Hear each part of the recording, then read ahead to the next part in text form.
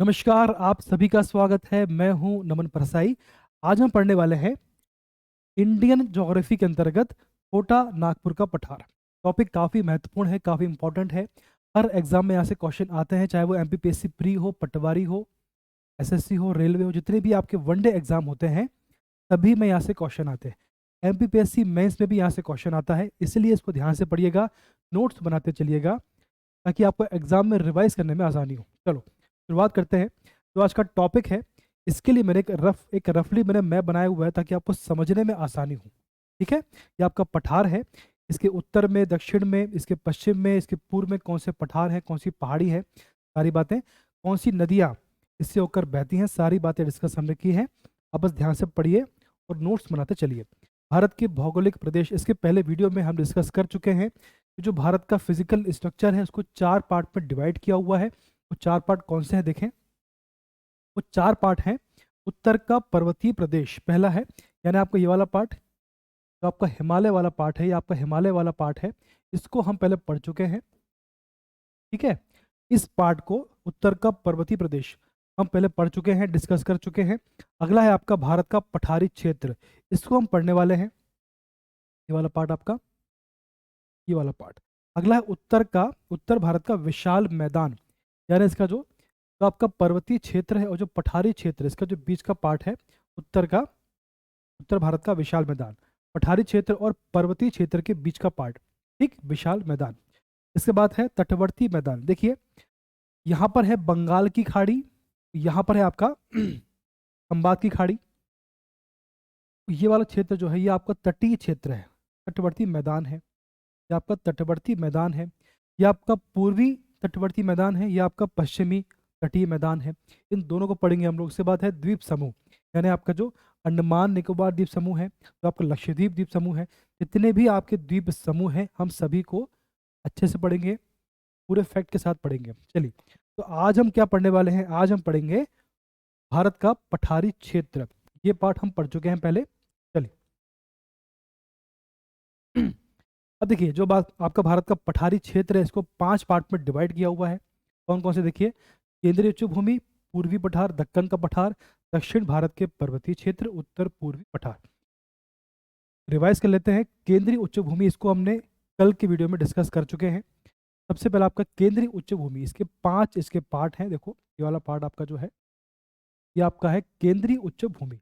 जो आपका ये है केंद्रीय उच्च भूमि, इसको हम कल पढ़ चुके हैं। इसके 5 पार्ट हैं। अरावली पर्वत श्रेणी, मालवा का पठार, विंध्याचल पर्वत श्रेणी, सतपुड़ा पर्वत श्रेणी और बुंदेलखंड का पठार। ठीक, 5 इसके पार्ट है। इसके बाद है पूर्वी पठार, यानी आपका ये वाला पार्ट, ये वाला आपका पार्ट जो है, ये आपका है पूर्वी पठार। इसको हम आज पढ़ने वाले हैं, इसको आज हम डिस्कस करने वाले हैं। फिर आपका दक्कन का पठार है, ये वाला पार्ट आप देखें, ये आपका है दक्कन का पठार। बात क्लियर है आपको? इसके बाद है दक्षिण भारत के पर्वतीय क्षेत्र। दक्षिण भारत में जितने भी दक्षिण भारत में जितने भी आपके पर्वतीय क्षेत्र हैं हम सभी को डिस्कस करेंगे। इसके बाद है उत्तर पूर्वी पठार। यहाँ पर आपका है उत्तर पूर्वी पठार, जो आपका उत्तर भारत है, यहाँ पर आपके उत्तर पूर्वी पठार हैं, इसको हम डिस्कस करेंगे। आज हम पढ़ने वाले हैं पूर्वी पठार के बारे में। कल हमने ये पढ़ लिया है। क्लियर है बात? चलो आगे बढ़ते हैं। अब देखें, ये आपका है पूर्वी पठार। इसके 3 पार्ट है। अरे, एक मिनट, थोड़ा पेन चूज कर लेते हैं। ये आपका है पूर्वी पठार। इसके 3 पार्ट है। पहला आपका है कोटा नागपुर का पठार, जो आज हम पढ़ने वाले हैं। फिर आपका छत्तीसगढ़ का पठार, फिर आपका है दंडकारण्य का पठार। हम आज पढ़ेंगे कोटा नागपुर का पठार। ठीक, चल, ये कहाँ पर है देखें। ये आपका भारत का मैप है। ये आपका है कोटा नागपुर का पठार। देखो यहाँ पर है, ये आपका झारखंड में है। यहाँ पर है ये आपका है झारखंड में। क्वेश्चन आ चुका है। ये जो पठार है इसकी लोकेशन कहाँ पर है, किस राज्य में है? तो ये आंसर है झारखंड में इसकी लोकेशन है। अब देखें, कुछ बातें हम पढ़ लेते हैं। टॉपिक हमारा क्या? आज का टॉपिक हमारा है कोटा नागपुर का पठार का पठार। ठीक, अब देखें, ये किस राज्य में है? ये आपका है झारखंड राज्य में है। यहाँ पर है ये झारखंड में इसकी लोकेशन है, ये क्वेश्चन पूछा गया है। ठीक है, बात क्लियर है। इस इस पठार को इस पठार को भारत का खनिज हृदय बोलते हैं। क्या बोलते हैं? खनिज हृदय। क्यों बोलते हैं? क्योंकि इस क्षेत्र में भारत में सर्वाधिक खनिज प्राप्त होता है। यहाँ से सर्वाधिक खनिज प्राप्त होता है, इसलिए इस क्षेत्र को भारत का खनिज हृदय बोलते हैं। ठीक, सर्वाधिक खनिज यहाँ से प्राप्त होता है इस पठार से, इसलिए इसे खनिज हृदय बोलते हैं। बात क्लियर है। अब देखें, ये जो पठार है, इसके मुख्य रूप से इसमें 3 पठार या पहाड़ी इसमें मेन है। इसमें 3 पठार और पहाड़ी इसमें मेन है। कौन कौन से देखें? पहला है हजीरा बाग।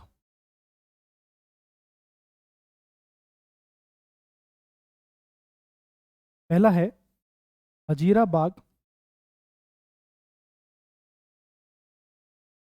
का पठार। अगला है रांची का पठार। कौन सा है? रांची का पठार अगला है। ठीक है, एक इसका नाम थोड़ा सा, ये आपका है हजारीबाग। ये आपका है हजारीबाग का पठार। ठीक है, ये आपका है रांची का पठार। उसके बाद है राजमहल की पहाड़ी। क्या है? राजमहल की पहाड़ी। अब देखिए, ये जो आपका पठार है, इसके 3 मेन पार्ट हैं। कौन कौन सा है? हजारीबाग का पठार, ये आपका दक्षिण में है, ये सॉरी उत्तर में है, नॉर्थ में है। इसके बाद इसके नीचे है रांची का पठार। ठीक, उसके बाद उत्तर पूर्व में है आपका राजमहल की पहाड़ी। ये आपका 3 इसके मेन पार्ट है। और भी पहाड़ इसमें, और भी पठार है, और भी पहाड़ी है, लेकिन आपका मेन तो यही है 3। अब देखें, ये जो आपका रांची का पठार है ये जो आपका हजारीबाग है और रांची का पठार है, इस दोनों के मध्य में एक नदी बहती है। एक नदी बहती है, इसका नाम है दामोदर नदी। क्या नाम है इसका? दामोदर नदी। और ये जो नदी है, इस नदी क्षेत्र से, यानी दामोदर नदी क्षेत्र से सर्वाधिक कोयला प्राप्त होता है। क्या प्राप्त होता है? कोयला। ये क्वेश्चन पूछा गया है कि सर्वाधिक ऐसे कौन सी नदी क्षेत्र है जहाँ से सर्वाधिक मात्रा में भारत में कोयला प्राप्त होता है? आंसर क्या है? दामोदर नदी क्षेत्र। अब ये जो क्षेत्र है, इसे भारत का रुर कहते हैं। क्या बोलते हैं? भारत का रुर। देखो, इसे कहते हैं भारत का रुर। क्यों बोलते हैं? देखिए, जर्मनी में एक स्थान है, यहाँ पढ़ लेते हैं। जर्मनी में एक स्थान है, सॉरी, जर्मनी में एक नदी है, जिसका नाम है रुर नदी। क्या नाम है? रुर नदी। और यहाँ से भी सर्वाधिक मात्रा में कोयला प्राप्त होता है। यहाँ से भी सर्वाधिक मात्रा में कोयला प्राप्त होता है, इसीलिए इस नदी क्षेत्र को भारत का रुर कहते हैं। और झारखंड को रुर प्रदेश कहते हैं। झारखंड को रुर प्रदेश कहते हैं।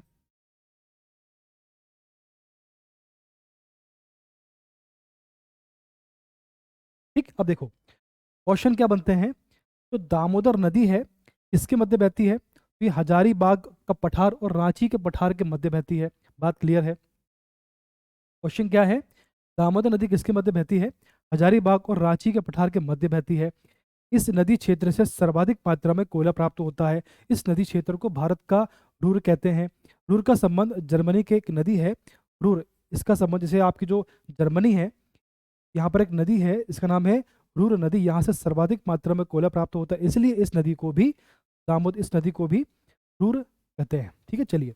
तो झारखंड को बोलते हैं रुर प्रदेश। क्लियर है? चलिए, अब देखिए, यहाँ से एक नदी बहती है, यहाँ से एक नदी बहती है, इसका नाम है, जो आपका रांची का पठार है, तो रांची के पठार के उत्तर में इसके ऊपर एक नदी बहती है, इसका नाम है स्वर्ण रेखा। क्या नाम है इसका? स्वर्ण रेखा।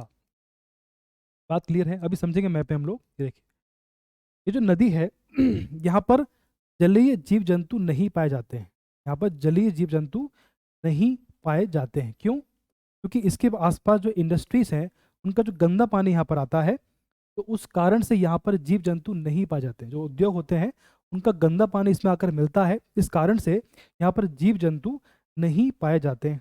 बात क्लियर है। तो इस प्रकार की नदी को बोलते हैं, ऐसी नदी जहाँ पर जीव जंतु, जलीय जीव जंतु नहीं पाए जाते हैं, उसको बोलते हैं मरुस्थलीय नदी। क्या बोलते हैं उसको? मरुस्थलीय नदी। ठीक है। क्वेश्चन है कि जो आपकी स्वर्ण रेखा नदी है किस प्रकार की नदी है, तो आंसर होगा मरुस्थलीय नदी है। बात क्लियर है। अब जो आपकी स्वर्ण रेखा नदी है इस पर एक जलप्रपात बनता है, इसका नाम है कुंडरू जलप्रपात। क्या नाम है? कुंडरू जलप्रपात। कुंडरू जलप्रपात कहाँ पर है, किस नदी पर है, तो आंसर होगा स्वर्ण रेखा। ठीक है। तो दो, इस पठार की दो मेन नदी हैं, दामोदर नदी और स्वर्ण रेखा नदी। या यहाँ से कौन सी नदी होकर बहती है, तो आपकी जो मेन नदी है वो है स्वर्ण रेखा और दामोदर नदी। तो इतना इसमें पर्याप्त है आपको समझने के लिए। चलो आगे बढ़ते हैं। अब देखो ये इसका मैप है। अब यहाँ देखें, आप इसके लोकेशन देखें। यह है आपका, ये आपका है छोटा नागपुर का पठार। ये पूरा आपका जो दिख रहा है आपको ये पठार, ये है आपका छोटा नागपुर का पठार। अब इसके आसपास कौन सी पहाड़ी या कौन सा पठार है उसकी बात कर लेते हैं। देखो ये आपका पठार है, इसके उत्तर पश्चिम में ये आपका है कैमूर की पहाड़ी। बात क्लियर है। इसके पश्चिम में यहाँ पर है आपका बघेलखंड का पठार। यहाँ पर है आपका बघेलखंड का पठार। इसके वेस्ट में यहाँ पर देखें आप, इसके वेस्ट में यहाँ पर है रामगढ़ की पहाड़ी। ठीक। अब इसके दक्षिण में देखें आप, इसके दक्षिण में, इसके साउथ में है आपकी गड़जात की पहाड़ी। क्लियर है। इसके उत्तर पूर्व में है यहाँ पर राजमहल की पहाड़ी, जिसको डिस्कस किया अभी हमने। ठीक है। और इसके उत्तर में है गंगा का मैदान। इसके उत्तर में है गंगा का मैदान। तो क्वेश्चन आपसे पूछा जाएगा कि जो छोटा नागपुर का पठार है इसके उत्तर पश्चिम में कौन सा पठार है, या कैमूर के पठार के दक्षिण पूर्व में कौन सा पठार है। ठीक है। इसके पश्चिम में कौन सा पठार है, इसके उत्तर में कौन सा गंगा, इसके उत्तर में कौन सा मैदान है, ये गंगा का जो आपका गंगा का मैदान है इसके दक्षिण में कौन सा पठार है, इसके उत्तर पूर्व में, या राजमहल की पहाड़ी इसके निकट है। सारी बातें आपसे पूछी जा सकती है। चलिए, आपका जो पठार है इसके उत्तर में देखिए, इसके यहाँ पे, इसके पठार के अंदर देखें आप, इस पठार के उत्तर में यहाँ पर है हजारी बाग का पठार, अभी देखा था हमने। इसके दक्षिण में यहाँ पर देखिए, यहाँ पर है रांची का पठार। क्लियर है। इन दोनों के मध्य से एक नदी निकलती है, इसका नाम है दामोदर नदी। क्या नाम है? दामोदर नदी इनके मध्य से बहती है। तो क्वेश्चन क्या था कि दामोदर नदी किसके मध्य बहती, तो आंसर क्या था आपका हजारीबाग और रांची के पठार के मध्य में दामोदर नदी बहती है। बात क्लियर है। अब जो आपकी दामोदर नदी है इसके साइड में यहाँ से एक नदी इससे आकर मिलती है, इसका नाम है बराक नदी। इसके उत्तर में एक नदी इससे आकर मिलती है, इसका नाम है बराक नदी। और जो बराक नदी है और दामोदर नदी है इनके मध्य में एक पहाड़ी है, इसका नाम है गिरिडीह पहाड़ी। क्या नाम है? गिरिडीह पहाड़ी। थोड़ा स्पेस कम है यहाँ पे। गिरिडीह पहाड़ी है और गिरिडीह पहाड़ी की सर्वोच्च चोटी है, हाईएस्ट पीक का नाम है पारसनाथ चोटी। क्या नाम है? पारसनाथ चोटी। अब देखो क्वेश्चन क्या है आपका, क्वेश्चन ये है जो झारखंड का जो आपका छोटा नागपुर का पठार है इसकी सर्वोच्च चोटी कौन सी है? पारसनाथ। झारखंड राज्य की सर्वोच्च चोटी कौन सी है? पारसनाथ। ठीक है। इसकी हाइट कितनी है? इसकी हाइट है 1366।